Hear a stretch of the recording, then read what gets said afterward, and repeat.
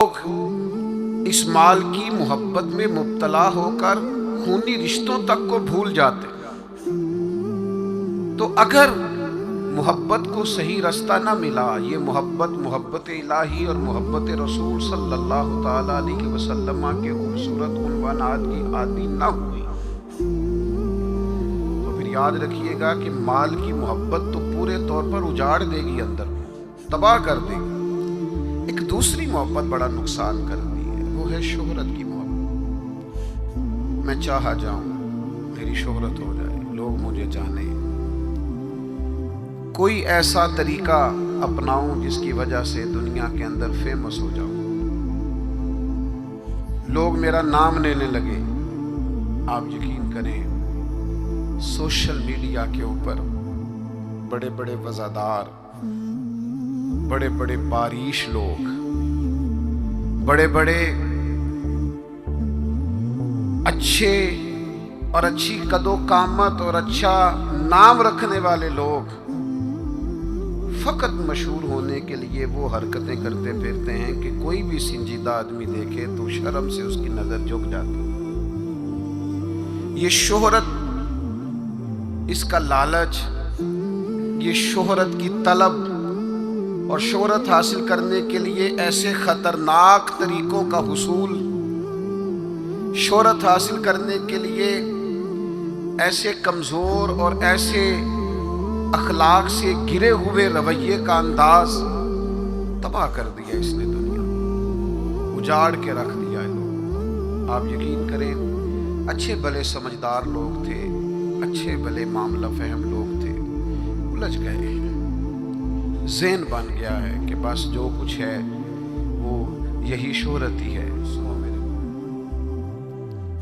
حضرت مولا علی شیر خدا فرماتے ہیں، مصنف ابن ابی شیبہ میں موجود ہے، حضرت مولا کائنات فرماتے ہیں، اسے مبارک ہو جسے تھوڑے لوگ جانتے ہیں،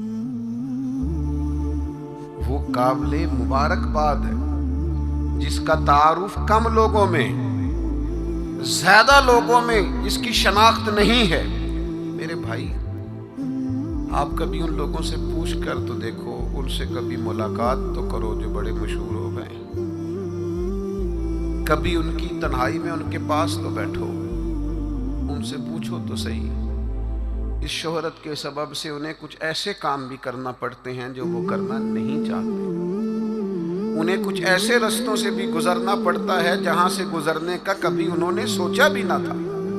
وہ تو چاہتے تھے کہ کوئی تنہائی ہوتی، قرآن مجید کا نسخہ ہوتا، 500 دانے والی تسبیح ہوتی، کہیں مصلے کا نور ہوتا، دل میں ہو یاد تیری، گوشائے تنہائی ہو، پھر تو خلوت میں عجب انجمن آرائی ہو۔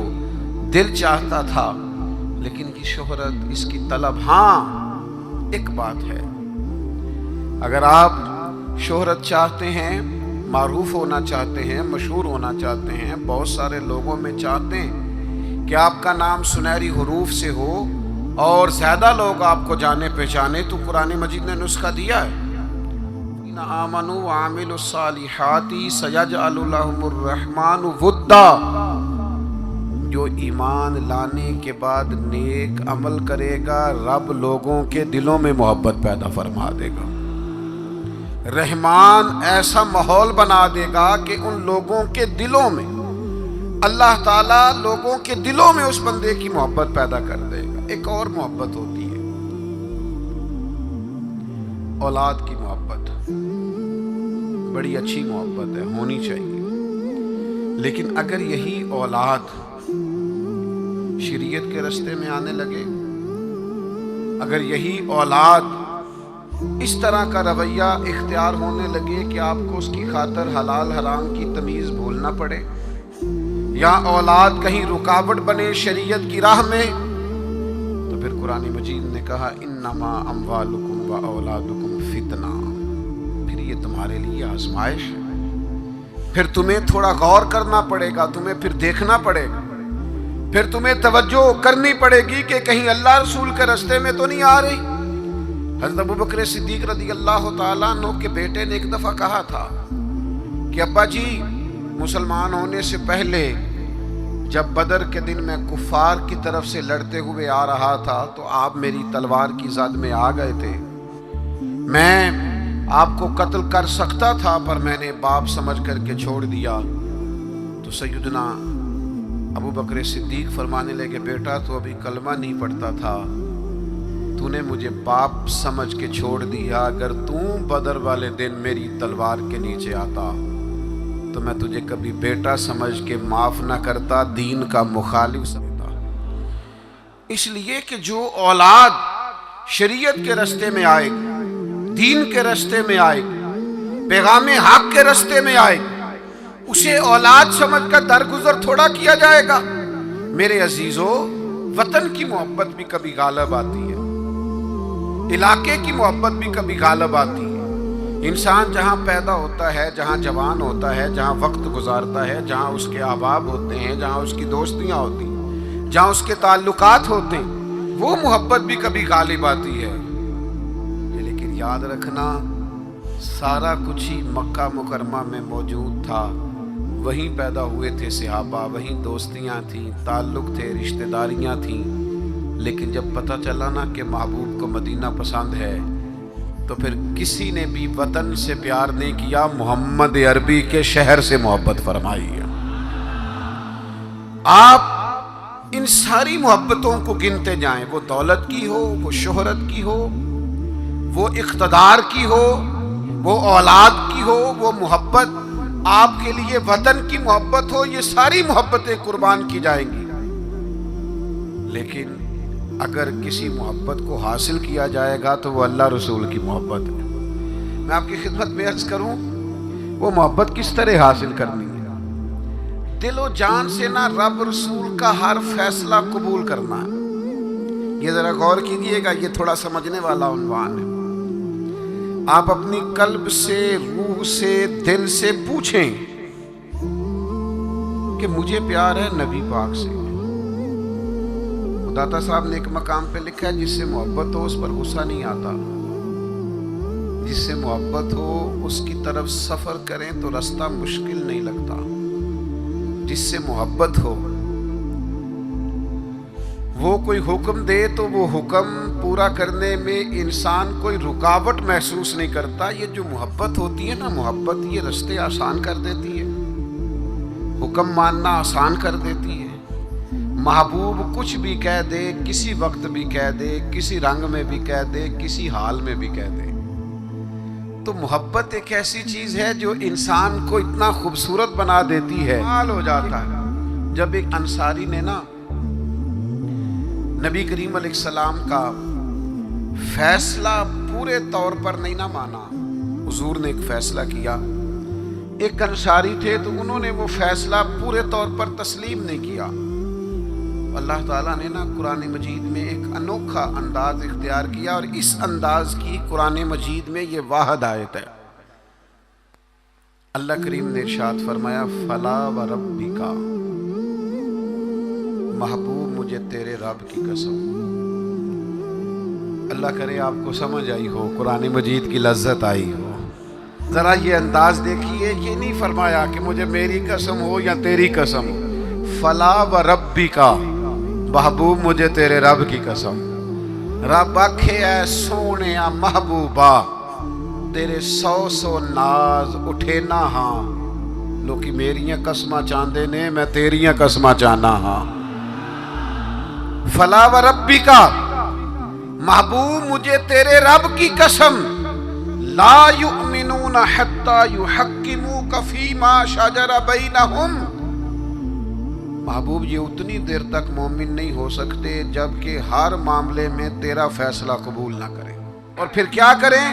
ثم لا یجدوا فی انفسہم حرجا مما قضیت ویسلموا تسلیما، اور پھر اپنے دل میں اس فیصلے کے بارے میں ذرا سا بوجھ بھی محسوس نہ کریں، پورے طور پر اپنی گردن جھکا دے محبوب تیرے فیصلوں پر۔ جب تک یہ والا رویہ اختیار نہیں نہ کرتے کہ تیرا ہر فیصلہ قبول ہو، تیری ہر بات قبول ہو، تیرا ہر ہر رنگ قبول ہو. جب تک یہ تسلیم نہیں کرتے اتنی دیر تک رب ان کا ایمان قبول نہیں فرماتا. جب تک پورے طور پر قبول نہیں نہ ہوتے فیصلے. اچھا میں آپ کی خدمت میں ایک بات عرض کروں.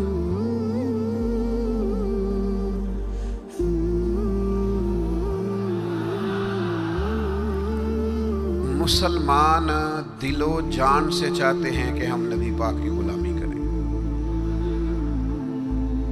مسلمانوں کی روح چاہتی ہے کہ ہم ہر وقت اپنے نبی کی بات مانیں. میں نے ایسے لوگوں کو دیکھا ہے جو بظاہر دین سے بڑے دور نظر آتے ہیں, جن کے بارے میں لوگوں کا خیال ہے کہ شاید بڑے گناہگار ہیں, نوجوان ہیں, دنیا دار ہیں, کچھ ایسے محکموں سے وابستہ ہیں جن کے بارے میں بعض اوقات بعض لوگ خیال کرتے ہیں کہ شاید یہ بالکل دین سے دور ہے. لیکن میں نے ہر قسم کے لوگوں میں وقت گزارا ہے, نوجوانوں کے ساتھ سفر کیے ہیں, ان کے بیچ بیٹھ کر ٹائم گزارا ہے. میں آپ کو سچ کہتا ہوں, تجربے کے بعد کہتا ہوں, سمجھ بوجھ کے کہتا ہوں, کلین شیو والے نوجوانوں کی آنکھوں میں حضور کی محبت کے لیے آئے ہوئے آنسو دیکھ کے کہتا ہوں. چڑھتی جوانیاں جو مدینے کے لیے تڑپتی ہیں, ان جوانیوں کے دامن سے پھوٹنے والی ضیائیں دیکھ کر کہتا ہوں, چاہتے ہیں مسلمان حضور کی غلامی کریں. صرف مسئلہ پتہ کتنا ہے, بارش کا پہلا قطرہ نہیں بنتے, قدم نہیں اٹھاتے, فیصلہ نہیں کرتے. اپنے اندر وہ جو ولولہ ہے, وہ جو شوق ہے, اس کو نہ عملی جامہ نہیں پہناتے. آپ کے اندر تڑپ ہے, بس آپ شروع کریں, چھوڑیں آپ کسی سے پوچھنا کیوں ہے, بس شروع کر دیں درود و سلام پڑھنا. چھوڑے ماحول کو کیا دیکھنا ہے. اگر آپ کو پتہ چل گیا ہے کہ محبوب کو داڑھی والا چہرہ پسند ہے تو پھر کسی کو پسند ہو نہ ہو, رنگے چمن پسند نہ پھولوں کی بو پسند, ہم کو ہے وہ پسند جسے آئے تو پسند. پھر فیصلہ کریں, پھر توجہ کریں. نبی سلام کبھی اشارتاً بھی کوئی بات کرتے نا. اچھا میں بہت سارے صوفیاء کو جب پڑھتا ہوں نا, اور بالخصوص عاشقوں کی داستانیں پڑھتا ہوں, تو جو رنگ عاشقوں نے پیش کیا ہے نا, وہ کسی اور کے بس کی بات ہی نہیں. یہ جو عشاق ہوتے ہیں نا, عشاق, ان کے نا ذرا انداز ہی تھوڑے نرالے ہوتے ہیں. الٹی ہی چال چلتے ہیں دیوان گانے عشق, یہ آنکھوں کو بند کرتے ہیں پر دیدار کے لیے. الٹی ہی چال چلتے ہیں دیوان گانے عشق, آنکھوں کو بند کرتے ہیں پر کس کے لیے, دیدار کے لیے. باقی ایک پنجابی شاعر نے بھی کہا ہے, میرا ضروری نہیں آپ سارے شعراء سے اتفاق ہی کریں, لیکن اس نے کہا ہے عقل اتنی بری چیز نہیں, پر اس نے کہا ہے عشق دے چلے ہی نمبر لے گئے. میں نے نہیں کہا, کسی کی بات سنا رہا ہوں. وہ کہتا ہے عشق دے چلے ہی نمبر لے گئے, عقل منداں تے ایویں ہی عمراں گالیاں. عشق دے چلے ہی وہ نمبر لے گئے. اور اقبال بھی کہتے ہیں بے خطر کود پڑا آتش نمرود میں عشق. اتنی بڑی آگ, اوپر سے پرندہ بھی گرے تو جل جائے, لیکن جناب ابراہیم نے 1 منٹ نہیں لگایا سوچنے پر, بے خطر کود پڑا آتش نمرود. عقل تھی محو تماشائے لبے بام ابھی, اور پختہ ہوتی ہے اگر مصلحت اندیش ہو عقل. عشق ہو مصلحت اندیش تو ہے خام ابھی. سوچ سمجھ کے چلے نا, عقل تو پختہ ہوتی ہے, پکی ہوتی ہے, تو عشق سوچ سمجھ کے چلے تو ابھی کچا ہے.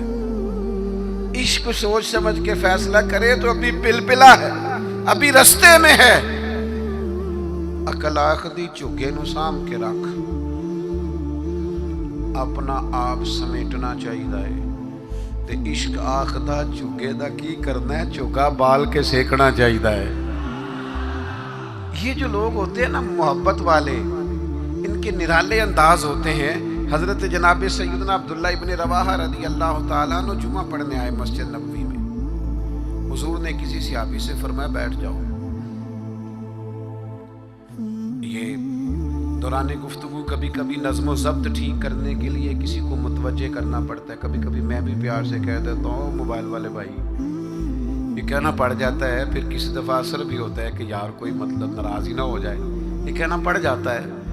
تو اب میں تو اس لیے کہتا ہوں کہ موبائل والے بھائی کہوں گا تو کوئی ناراض نہیں ہوگا، اس لیے کہ سارے ہی موبائل والے بھائی کے، اس میں ناراضگی والی یہ کسے باشد ہے، سارے ہی موبائل والے بھائی ہیں، کوئی انشاءاللہ بگڑے گا. بہرحال آپ توجہ کریں میری بات پر. تو کبھی کبھی نظم و ضبط ٹھیک کرنے کے لیے کہنا پڑتا ہے. تو حضور نے فرمایا بیٹھ جاؤ. کہہ دیا کسی کو. حضرت عبداللہ بن رواحہ رضی اللہ تعالیٰ عنہ مسجد نبی شریف کے دروازے پہ تھے. ان کے کانوں میں آواز گئی، وہیں بیٹھ گئے.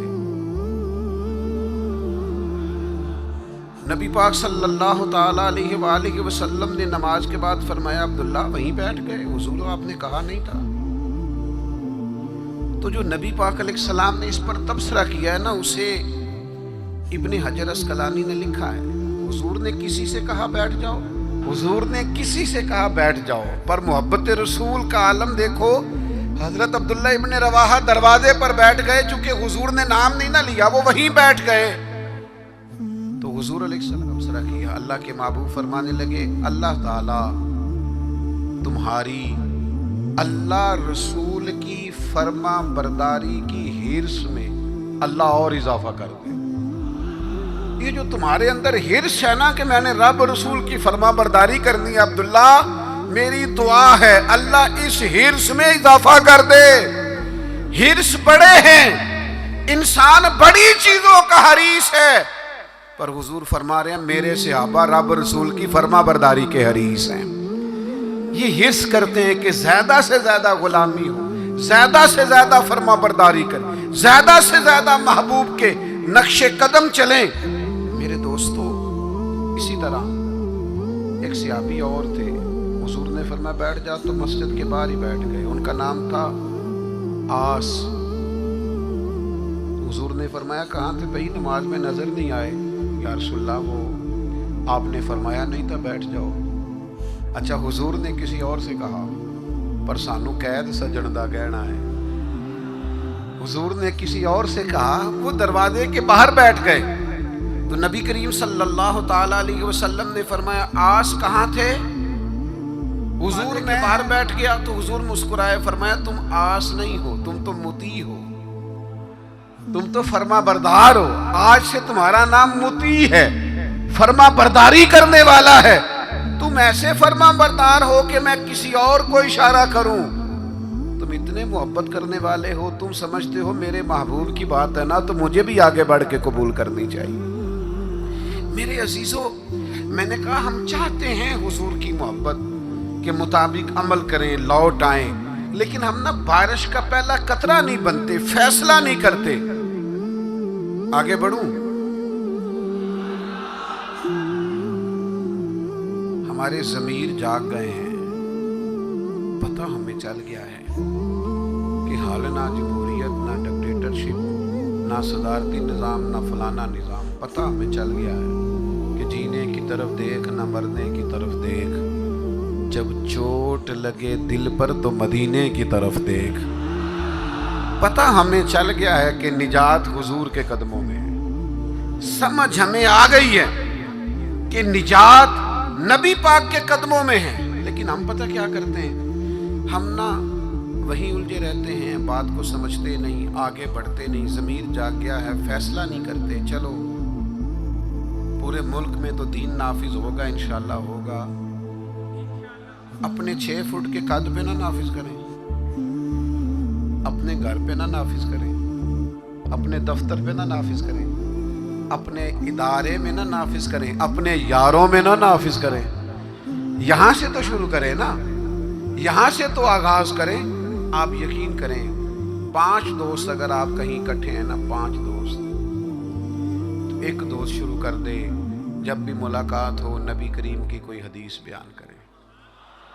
ایک دوست کہنا شروع کر دے یار آؤ نہ نماز پڑھنے چلے. ایک देखो मैंने 5 में से एक कहा है, एक कहना शुरू कर दे, यार बस आप झूठ नहीं बोलना यार, बस बड़ा हो गया। एक सिर्फ उनमें से पैगाम दे कि नहीं यार धोखाधड़ी नहीं करनी।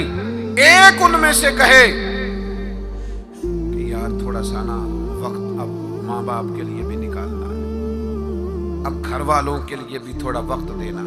एक मैं जिम्मेदारी से कहता हूं, वो बाकी 4 सामने शायद मजाक उड़ाएं, सामने शायद कहें बैठ जा तो इतना नेक पता है हमें तेरा, लेकिन मैं सच कहता हूं वो सामने आप पर तनकीद करेंगे, लेकिन दिल उनका गवाही देगा यार कह तो ठीक ही रहा है।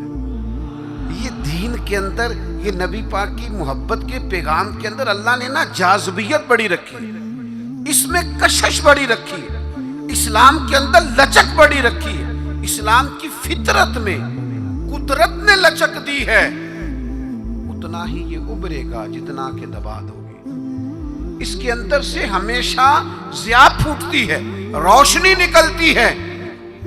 आप हुजूर का पैगाम दे दें, मिजाज बनाए, कह दें, आप यकीन करें बड़ा लुत्फ आएगा, बड़ा मजा आएगा। उसके अंदर बड़ा करम होता हुआ आपको दिखाई देगा। आप महसूस करेंगे कि मेरे कह देने से इनकलाब आ गया, बेहतरी आ गई। आप ये सब के लिए बनाए, आप ये किसी के हक में भी कोई भी सामने हो, आपका नारा हमेशा मोहब्बत रसूल का होना चाहिए। वो दोस्तों की महफिल हो, घर में हो, दफ्तर में हो। बात एक सहाबी थी, हजरत बरा बिन मालिक, नौजवान थे।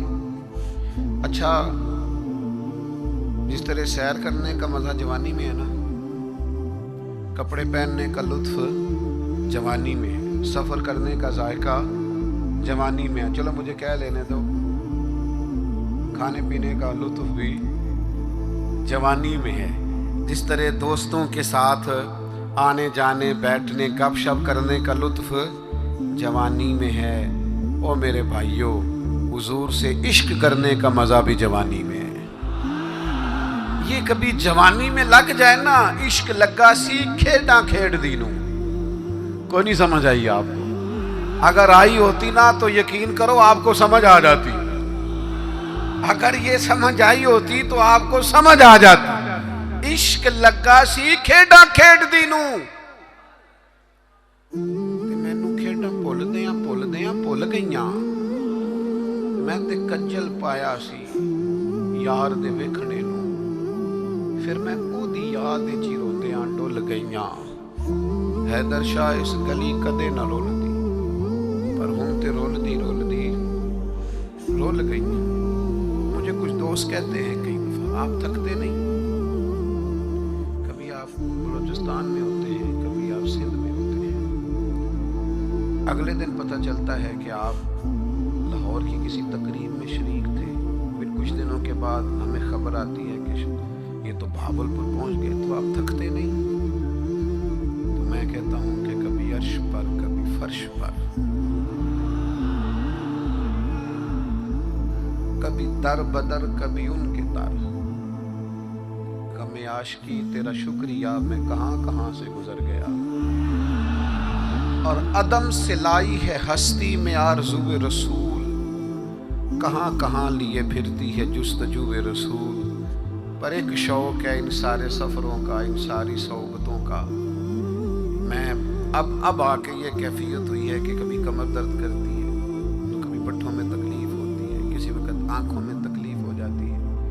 तो ये सारे सफ़र, ये सारी जद्दोजहद, किसी वक्त अर्ज़ करता हूँ महबूब की बारगाह में कि अदम से लाई है हस्ती में आरज़ूए रसूल, हमें कहां लिए फिरती है जुस्तजूए रसूल। बस इतनी आरज़ू है कि अजब नज़ारा हो मैदान हश्र में बेदम, कि सब हों पेशे खुदा और मैं रूबरूए रसूल। इतना सा दिल करता है कि अजब नज़ारा हो मैदान हश्र में बेदम,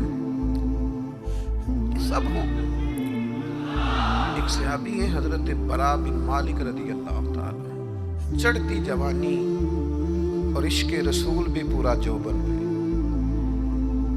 उनके कद काठ का भी पूरा बाकपन اور محبت رسول کے دریا بھی پورے کا پورا ان کے سینے میں موجزن. تو حضور کا مجھے یوں لگتا ہے کہ ارادہ کرم ہوا کہ لوگوں کو بتاؤں بھلا یہ مجھ سے کتنی محبت کرتا ہے. نبی کریم علیہ السلام نے فرمایا میں کوئی حکم دوں تو پورا کرو گے؟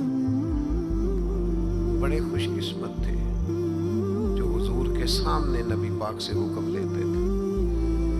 فرمایا برا میں کوئی حکم دوں تو پورا کرو گے؟ عرض کی حضور حکم کریں تو صحیح. تو محبوب نے مسکرا کے فرمایا جاؤ اپنے باپ کی گردن کاٹ کے لاؤ. تلوار تھامی اور دوڑ پڑے, بھاگے. کریم محبوب فرمانے لگے جاؤ اسے پکڑ لو ورنہ یہ سچ مچ باپ کی گردن لے آئے گا. ان کو صحابہ پکڑ کے لائے تو محبوب فرمانے لگے وہ تو ایک بات گویا آزمانے کو کی تھی, میں کوئی رشتے توڑنے تو نہیں آیا دنیا, میں تو رشتے جوڑنے آیا. ان کی محبت رسول کا یہ لیول تھا کہ آپ حکم کریں تو میں باپ کی گردن لانے کو تیار ہوں. گویا میں ہر رشتے ہر ناطے کی قربانی پیش کرنے کو تیار ہوں. یا رسول اللہ مجھے صرف آپ چاہیے. ان کی محبت کا یہ لیول تھا. اور اس لیول پر انہیں اجر کیا ملا؟ جب وہ بیمار ہوئے تو محبوب تیمارداری کے لیے گئے. میں نے سنا ہے وہ بن سنور کر میری عیادت کو آ رہے ہیں. میں سوچتا ہوں کہ کیا بنے گا, وہ آ رہے ہیں میں جا رہا ہوں. حضور تیمارداری کے لیے تشریف لائے. اللہ کے حبیب صلی اللہ تعالی علیہ وسلم نے ان کی حالت دیکھی تو ایک دعا فرمائی. محبوب فرمانے لگے اے اللہ, دیکھیں اس دعا کا حسن دیکھیں. فرمایا اے اللہ جب برا بن مالک سے تیری ملاقات ہونا تو تو اس سے مسکرا کے ملنا جو تیری شان کے لائق ہے. اے اللہ تو اس سے مسکرا کے ملنا اور یہ تجھ سے مسکرا کے ملے. اور سنو میرے بھائیو, اس حدیث پاک کا نتیجہ سنو. اس کا نتیجہ علماء فرماتے ہیں یہ نکلتا ہے کہ جو مصطفیٰ کریم سے رج کے محبت کرے گا, کھل کے محبت کرے گا, ہر رشتے سے بڑھ کر حضور سے محبت کرے گا, اس کے اجر کے لیے حضور نے دعا فرمائی ہے جب قیامت میں اللہ کے حضور حاضر ہوگا تو رب اس سے مسکرا کے ملاقات کرے گا جو اس کی شان کے لائق, اور بندہ بھی رب سے مسکرا کے ملے گا. میرے عزیز یاد رکھیے گا کہ اپنی زندگی کے اندر حضور کی محبت ہمیشہ اپنا لیں. اچھا بعض اوقات نا نبی پاک علیہ السلام کی محبت کے لیے مشکل فیصلے بھی کرنے پڑیں گے, کٹھن رستوں سے بھی گزرنا پڑے گا. آپ کو سارا قبیلہ منع کرے گا, ساری برادری روکے گی, مجھے کیا لینے دو, خان بھی منع کرے گا. آپ کو محبت رسول کے رستے پر چلنا ہے تو بہت سارے احباب بھی آپ کو کہیں گے یار دنیا کا بھی ماحول سمجھنا پڑتا ہے, حالات دیکھو بدل گئے. معاذ اللہ کچھ لوگ یہ بھی کہتے ہیں وہ زمانہ اور تھا یہ زمانہ اور ہے. لوگ آپ کو بڑی آراء پیش کریں گے, بڑا بڑا رنگ پیش کریں گے, لیکن اگر آپ اس کو سمجھ جائیں, اس پر غور کر جائیں کہ ہمیشہ برکت رسول اللہ کی بات ماننے میں صلی اللہ تعالی علیہ وسلم, اور میرے نبی پاک صلی اللہ تعالی علیہ وسلم کی غلامی اور محبت میں کبھی نقصان نہیں ہوتا. ایک حضور کے صحابی تھے حضرت جلابیب رضی اللہ تعالیٰ, صحیح مسلم شریف میں ان کا تذکرہ موجود ہے. حضرت جلابیب رضی اللہ تعالیٰ عنہ کا رنگ زیادہ گورا نہیں تھا, خوبصورت آدمی نہیں تھے, قد بھی بہت اونچا نہیں تھا, یعنی یوں سمجھ لیے کہ قد بھی تھوڑا سا اس طرح کا تھا, رنگ و روپ بھی اس طرح کا تھا, حالات کچھ اور ہی تھے. ان کی شادی نہیں ہوتی تھی. اللہ کے رسول صلی اللہ تعالیٰ علیہ وسلم نے فرمایا جاؤ فلاں قبیلے میں جا کے ان لوگوں سے کہو اپنی بیٹی کا نکاح تیرے ساتھ کر. چلے گئے, ان لوگوں سے جا کے کہا, لیکن ان لوگوں نے جب حضرت جلابیب رضی اللہ تعالیٰ عنہ کا نام سنا نا, یہ وہی جلابیب ہیں جن کے بارے میں نبی پاک نے فرمایا یہ مجھ سے ہے اور میں اس سے ہوں. لوگوں نے جب آپ کا نام سنا تو ظاہر ہے بیٹی والے بڑا سوچا کرتے ہیں، ان کو غور کرنے کا پورا حق حاصل ہوتا ہے۔ انہوں نے کہا حضرت جلابیب نہ تو قد کاٹ ہے، نہ رنگ روپ ہے، نہ پاس کوئی پیسہ ہے، تو یہ کس طرح بات آگے چلے گی، کس طرح معاملہ بہتر ہوگا؟ انہوں نے تھوڑی لیت و لاللہ کی بات کرنے میں، سمجھنے میں تھوڑا وقت لیا۔ وہ جس بیٹی کے لیے پیغام نکاح لے کے گئے تھے وہ پردے کے پیچھے آپ مجھے حضور کے حوالے کریں۔ فیصلہ اگرچہ مشکل ہے، رستہ اگرچہ کٹھن ہے، پر چونکہ نبی کریم نے فرمایا ہے لہذا آپ مجھے حضور کے حوالے کریں۔ اس خاتون کا نکاح اللہ کے محبوب کے حکم پر حضرت جلابیب سے ہو گیا۔ 2 دعائیں میرے نبی پاک نے دی۔ جب شادی ہو رہی ہے تو خاوند نہ زیادہ خوبصورت ہے، نہ مالدار ہے، نہ خوبصورت قد کاٹ ہے، 2 دعائیں اللہ کے محبوب صلی اللہ تعالی علیہ وسلم نے دی۔ کہا اے اللہ اس کے لیے ہر قسم کی خیر مقدر فرما اور اسے زندگی کی ہر تکلیف سے محفوظ فرما۔ کل تک وہ غریب تھی، فیصلہ کیا محبت رسول میں۔ فیصلہ مشکل ہوتا ہے لیکن کرنے کے بعد پتہ چلتا ہے جب تک بکے نہ تھے کوئی پوچھتا نہ تھا، تو نے خرید کر ہمیں انمول کر دیا۔ اور میں نے بڑا پہلے ایک شخص سے کہا تھا، ایک امیدوار تھے اسمبلی کے، تو مجھ سے ملے تو مجھے کہنے لگے آپ تو توجہ ہی نہیں کر رہے، لوگ ہمیں بھی بڑے ووٹ دیتے ہیں۔ میں نے کہا آپ کو ووٹ دیتے ہیں، ہمیں تو جان دیتے ہیں۔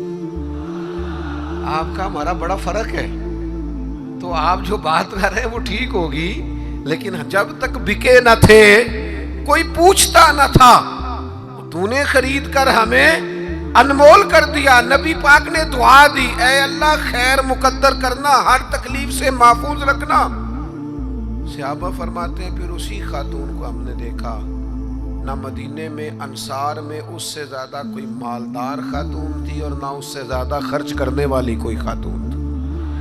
آپ کو محبت رسول میں وقتی فیصلہ کرنا مشکل لگے گا، لیکن یاد رکھنا میرے بھائی، پھر محبت رسول بعد میں جو انسان کے لیے وسعتیں پیدا کرتی ہے نا، اپنے لب و لہجے میں کہوں، پھر حضور سے پیار کرنے والوں کی جو موجیں لگتی ہے نا، پھر جو کرم ہوتا ہے نا، خدا جانے بلندی ہے کہ پستی پر جہاں میں ہوں وہاں کوئی نہیں ہے، پھر وہ جو نتیجہ نکلتا ہے وہ بڑا شاندار ہے۔ اگرچہ وقتی طور پر کچھ چیزیں مشکل محسوس ہوتی ہیں، لیکن ایک صحابیہ تھی حضرت فاطمہ بنت قیس، ان کے لیے بھی مشکل تھا نکاح کا فیصلہ کرنا، لیکن ان کو پتہ چلا نا کہ نبی پاک کی خواہش ہے کہ میں اسامہ بن زید سے نکاح کر لوں، تو انہوں نے فوراً جناب اسامہ بن زید سے نکاح کر لیا۔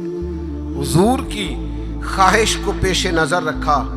2-3 چیزیں ہمیں سمجھنی ہیں، بس بات سمیٹنے لگا ہوں۔ ایک تو جہاں جہاں نبی پاک نے حد بندی کی ہے نا، اس حد بندی کو کبھی نہیں توڑنا۔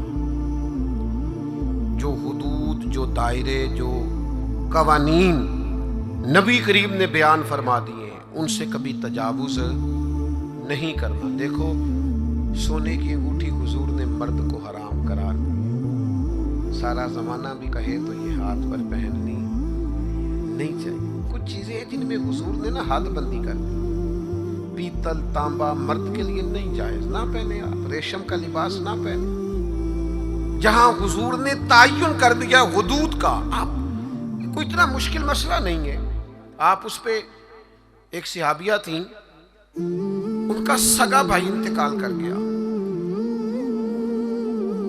تو نبی پاک علیہ السلام نے حکم دیا ہے کہ کسی کا بھی سوگ 3 دن سے زیادہ نہیں کرنا، سوائے اس عورت کے لیے جس کا خامن چلا جائے وہ عدت پوری کرے۔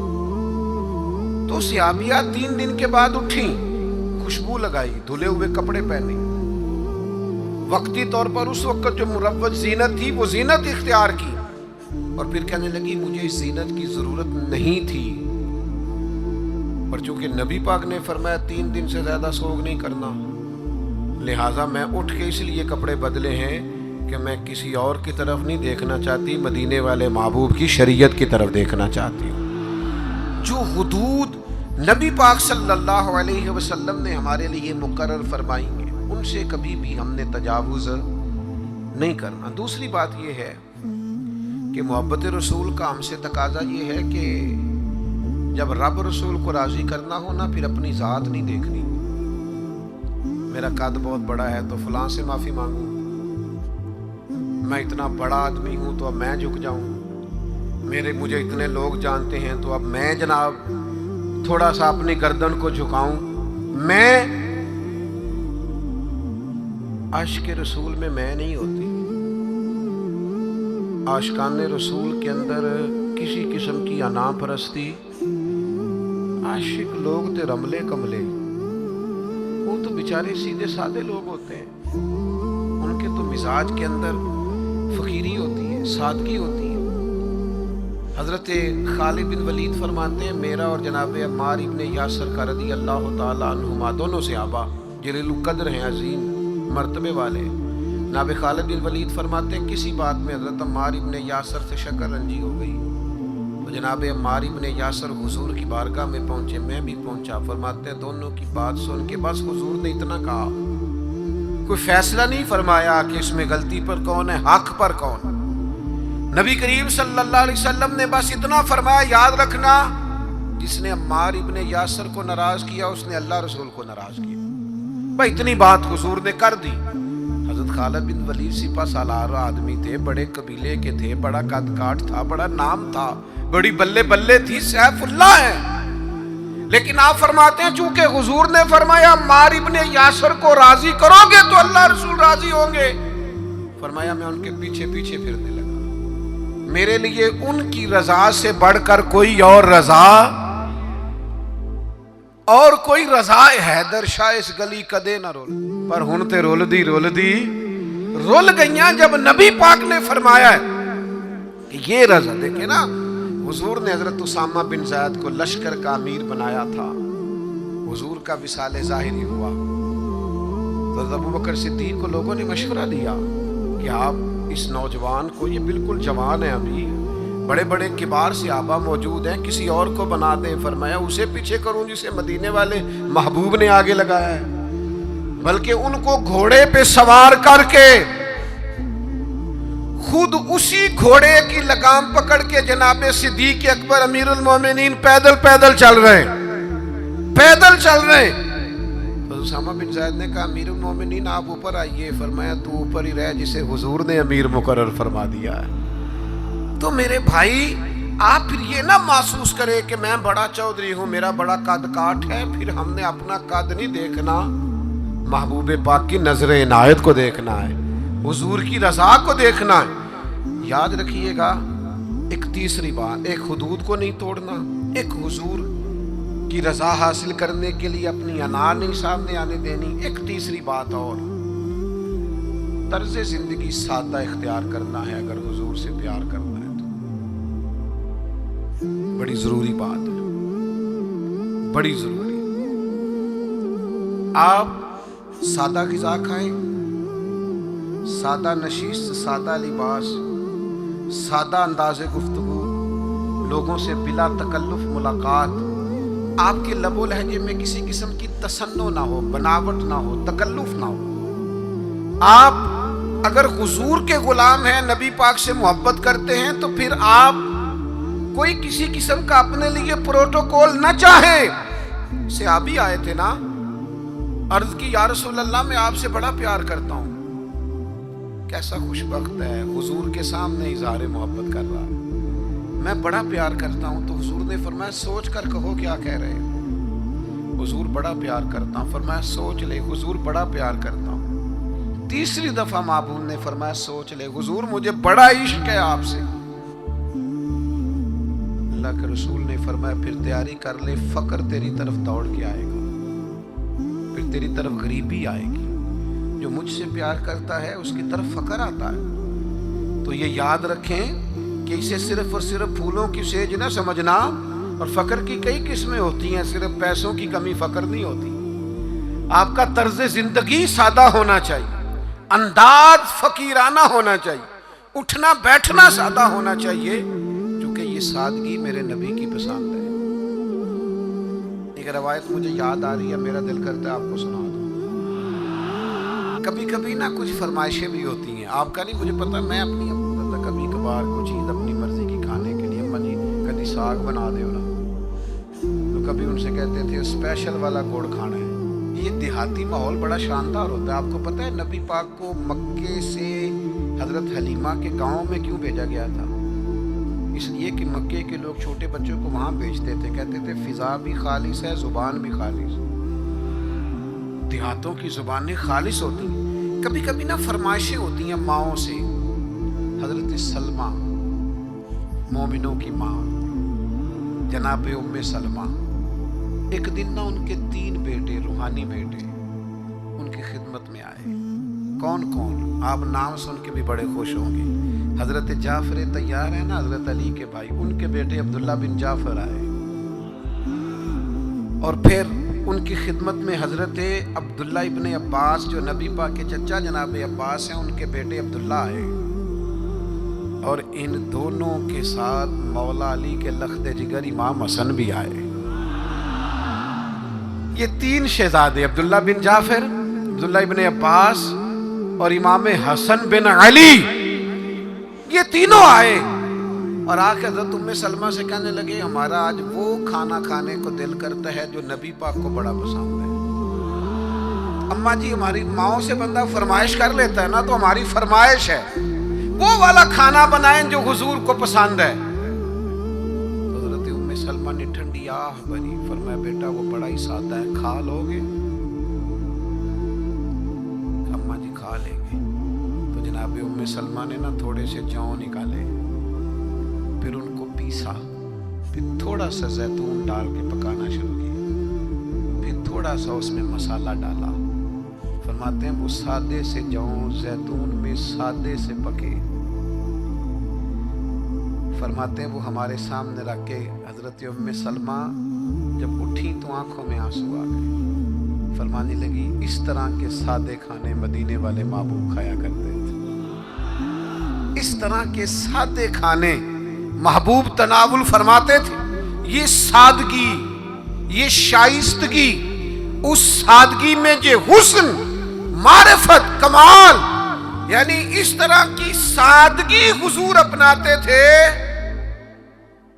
کہ جب اس سادہ چہرہ نور کو حضرت جابر بن سمرہ جیسے لوگ دیکھتے تھے تو دیکھ کے کہتے تھے آج میں نے تجزیہ کرنا ہے کہ چاند کے آمنہ کا چاند زیادہ سونا ہے۔ لیکن فرماتے ہیں پھر میں اس نتیجے پہ پہنچا کہ چاند سے تشبیہ دینا یہ بھی کوئی انصاف ہے؟ چاند تو ہے داغدار اور مدنی کا چہرہ صاف ہے۔ آپ کی خدمت میں یہ عرض کرنا چاہتا ہوں کہ سادہ طرز زندگی اپنائیں۔ ہم سادے رہیں گے نا تو بہت سارے چولہے زیادہ جل جائیں گے، ہم سادے رہیں گے تو بہت سارے دوست کترائیں گے نہیں، ہمارے مہنگے کپڑے دیکھ کے کوئی پوچھے گا نہیں کہ ندہ لے آجے۔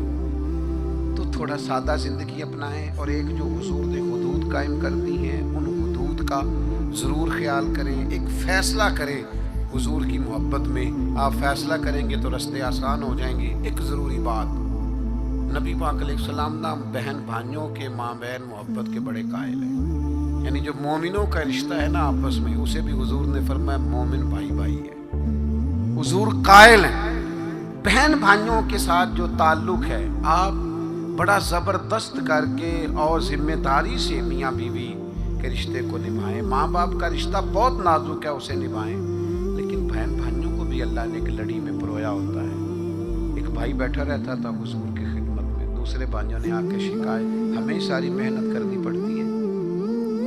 اللہ کے حبیب فرمانے لگے تمہیں جو رزق ملتا ہے وہ بھی اس کی برکت سے ملتا ہے۔